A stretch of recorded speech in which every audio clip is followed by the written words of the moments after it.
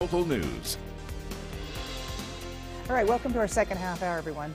We're learning more tonight about the deadly plane crash last week near the Palisades. Excuse me, ABC News has exclusively obtained a copy of that frantic 911 call that was made by the sole survivor of the crash.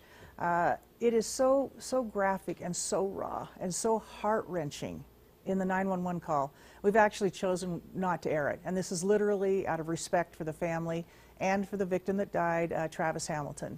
So new tonight, local News 8 has confirmed that that 14-year-old daughter tried giving her dad CPR 4 different times. I mean, it was such a heroic attempt to try to save his life, and she did it while suffering a broken wrist. Now, we all know the ability to act quickly in an emergency could make all the difference between life and death, and so you really do need to know the proper way to give CPR. More importantly, you need to stay up to date on the correct way to perform it because it seems to change all the time. So joining me now, 2 experts on the topic, and we really appreciate them coming in this late. Local paramedic Reed Rockwood, thank you for doing that, and Justin Dial, who is one of our local EMTs.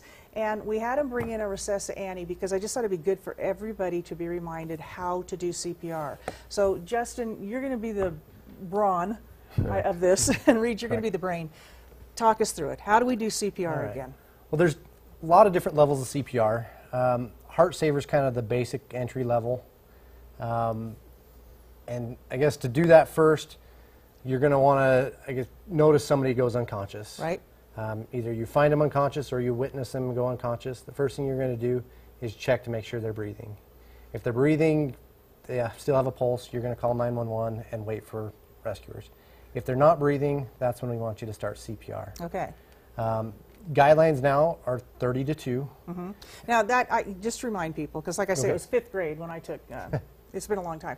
Okay, 30 to 2, so that means 30 chest compressions to 2 breaths. Then you take 2 breaths. Okay. Well, you demonstrate that for us real quick. And we had to make it, you have to have a, well, go ahead and explain. You have to be able to lock your arms and stuff, right? You want your arms locked straight to get the correct depth, and you with your shoulders, not your arms. Oh, I don't think I've ever heard that before. What do you mean? With your shoulders? You want to using your whole body to press down. Oh, okay. So I was going to say, CPR is a very fatiguing exercise. Yeah. All right. You're going to wear out fast, and so the more you can use your whole body and kind of your weight to assist you, the easier it is. The better it is. So you would do 20 of those? 30 of those. 30 compressions. And then give 2 breaths. And 2 breaths. But here's what's kind of different from when I took the Red Cross class so long ago. If you're not in the mountains, if you're in town and you think ambulances can get there pretty quick, you don't have to do the breath. It's still encouraged, but if you're not comfortable, if it's a stranger, you're not sure if you want to do mouth-to-mouth on them. Or they have icky stuff on their mouth. Icky stuff around the mouth, different things like that. Compressions is the most important thing. Okay. Doing something is better than nothing, and so... So there's oxygen in the blood. Yes, that there's will still go oxygen ahead in the and blood. feed the brain for how long, basically? Like 5 minutes, or?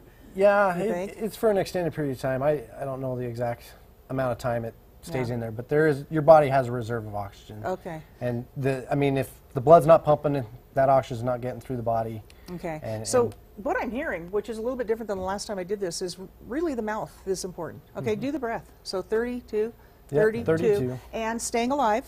Yep, do it to the beat of staying alive. You want to do about 100 to 120 compressions per minute. So that's pretty fast, and that beat of staying alive keeps you kind of on that pace. From the Bee Gees? Who did it? Who did Staying Alive? Oh, it was. Okay, remember that? Staying alive, staying alive. Okay, demonstrate that for me.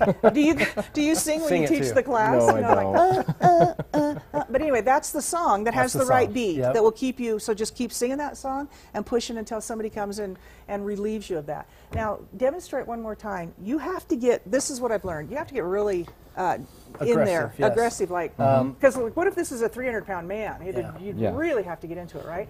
Okay, when I watch that, it looks like you're going to break the ribs. That is a good possibility. You are going to break ribs.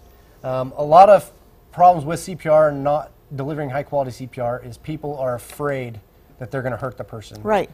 But if their heart's not beating, they're going to die. Anyway. Yep. So better some broken ribs. You're going to be breaking ribs, but you want to press hard and fast. Okay. And probably about at least 2 inches deep into the chest. Wow, really do that one more time. If I'm not wearing you out, I No, just you're want to fine. see if you really go down 2 inches. Yes, you do. Oh, even more maybe.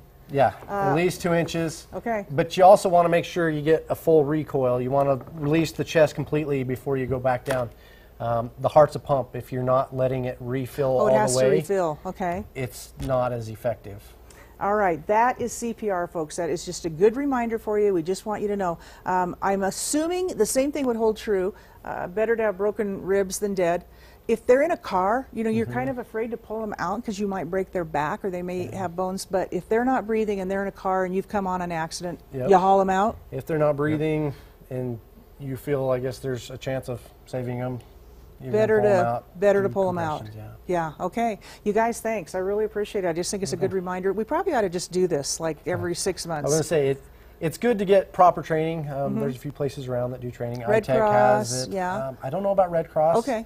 iTech and Mountain View in Rexburg okay. both offer classes. All right. Well, in case it's me, I need everybody out there to know. I need you to know the CPR, okay? I made Jay stay. He's just outside the door. I made sure he watched. So thank you so much. All right, we are going to take a quick break, and then we're going to come back with more on Newsline. So, gentlemen, can't thank you enough. Thank you. Thanks for the job you do.